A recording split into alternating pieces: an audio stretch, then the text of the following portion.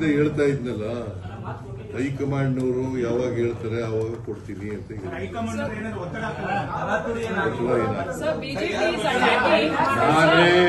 ನಾನೇ ಸ್ವಯಂ ಪ್ರೇರಿತನಾಗಿ ಅವ್ರು ಹೇಳಿದ ತಕ್ಷಣ ಕೊಟ್ಟಿದ್ದೇನೆ.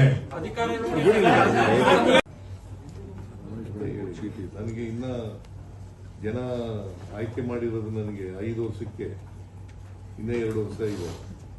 ಅಲ್ಲಿವರೆಗೆ ಕರ್ನಾಟಕದ ಜನರಿಗೆ, ಜನಗಳ ಪರವಾಗಿ ಮತ್ತು ನಮ್ಮ ಕ್ಷೇತ್ರದ ಜನಗಳ ಪರವಾಗಿ ಮುಂದಿನ ರಾಜಕೀಯ ಪಯಣದಲ್ಲಿ ನಿಮ್ಮ ಪಾತ್ರ. ನಾನು ಈಗಾಗಲೇ ಹೇಳಿದ್ದೀನಿ, I will continue in active politics.